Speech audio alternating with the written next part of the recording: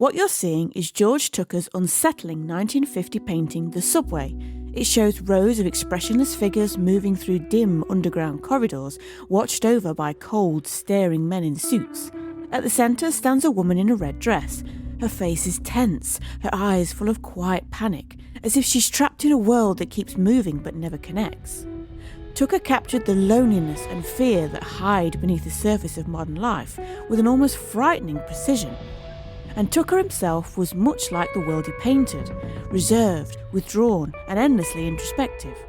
He worked in egg tempera, a slow and demanding medium that required patience and precision, resulting in a small but deeply powerful collection of paintings. His art feels personal, almost confessional, as if he was painting the silence inside him. But what was he trying to tell us through these eerie, still faces? Was he showing the loneliness of the city? Or his own? And how much of the subway is a reflection of the world we live in today? These exact questions opened a door to understanding Tucker as an artist beyond any single label. Though often called a magical realist, the term doesn't quite fit him. His work may seem dreamlike, but its magic is subtle. It comes from mood, not fantasy. And while his figures are recognisably human, his paintings aren't realistic in the usual sense. They exist somewhere between the real and the imagined, where emotion shapes the world more than logic does. This emotional depth grew even stronger after a turning point in his life. In the 1970s, following the death of his longtime partner, William Christopher, Tucker formally converted to Catholicism, a faith his Cuban mother had once practiced before the family became Episcopalian. The change seeped into his art. He created several religious pieces, including commissions for the Church of St. Francis of Assisi in Windsor, Vermont.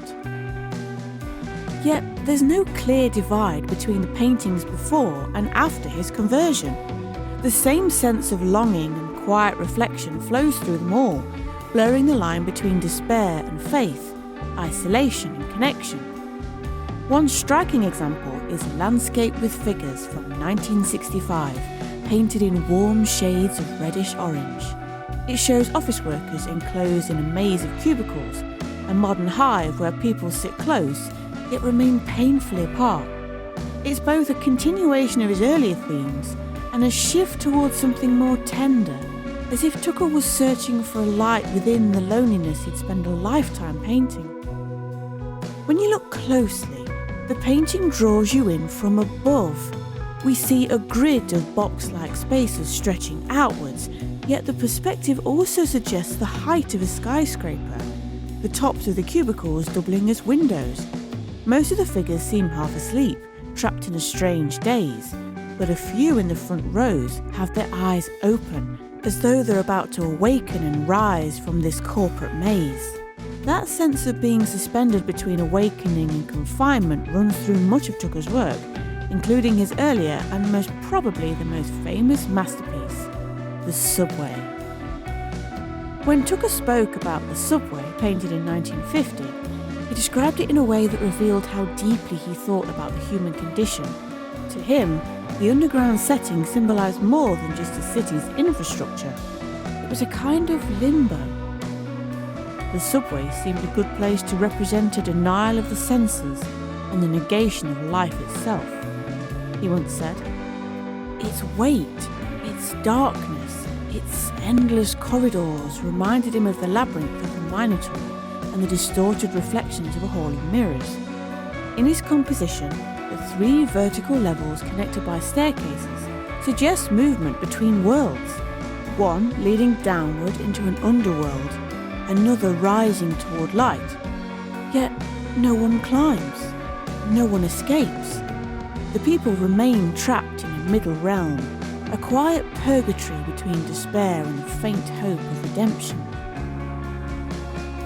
This uneasy stillness echoes again in Waiting Room from 1957. Here, Tucker turns his gaze to another confined space, part locker room, part waiting area, filled with lifeless figures standing in uneasy silence. It feels like a continuation of the same dream, different walls, same loneliness.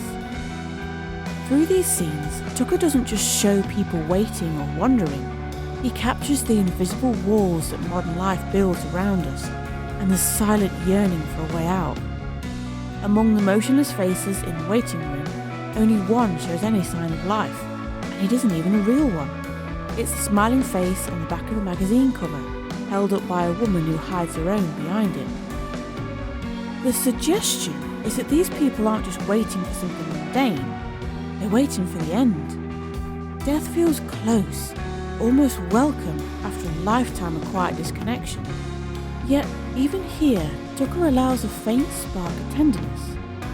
In one corner, a woman gently holds the arm of a downcast man, maybe in farewell.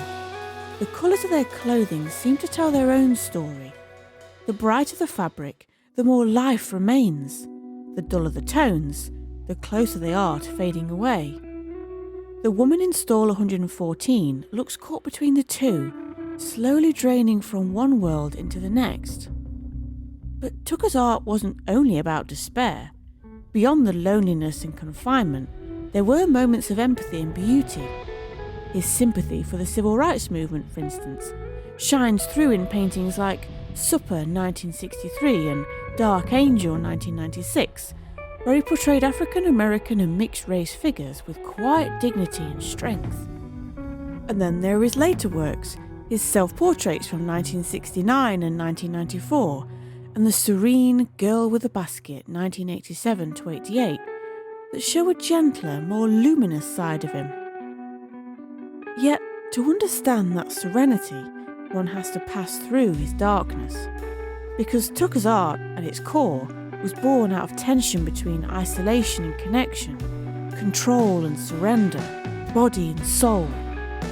He worked in egg tempera, a medium almost anachronistic in the 20th century. Pigment mixed with egg yolk, layered slowly, drying instantly.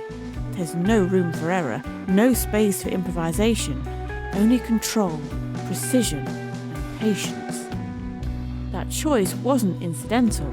It mirrored Tucker's inner world. Egg tempera, with its luminous but unforgiving surface, became the perfect vessel for an artist obsessed with order in a world spinning into chaos. This obsession for control, for stillness amidst noise, found its stage in post-war America, an era that promised progress but pulsed with paranoia. Tucker's figures inhabit spaces that look bureaucratic, impersonal, almost sacred in their sterility. Subways, offices, corridors, waiting rooms, these aren't places of connection, but of quiet alienation. People are together, yet profoundly alone, trapped in systems designed to regulate and observe. It's the visual language of a society wrestling with conformity and the fear of invisibility. You can sense that anxiety in works like The Subway 1950 or Government Bureau 1956, where faces are blank, gestures suspended, emotions repressed. There's a haunting stillness, a sense that the air itself is too heavy to breathe. Tucker's America isn't the land of opportunity, it's the maze of modern existence. The fluorescent light, the repeated architecture, the watchful eyes, all evoke a subtle but relentless surveillance. In many ways, he stands apart from his contemporaries. While artists like Edward Hopper painted solitude in moments of quiet melancholy, Tucker's solitude is institutional, colder, more systematic.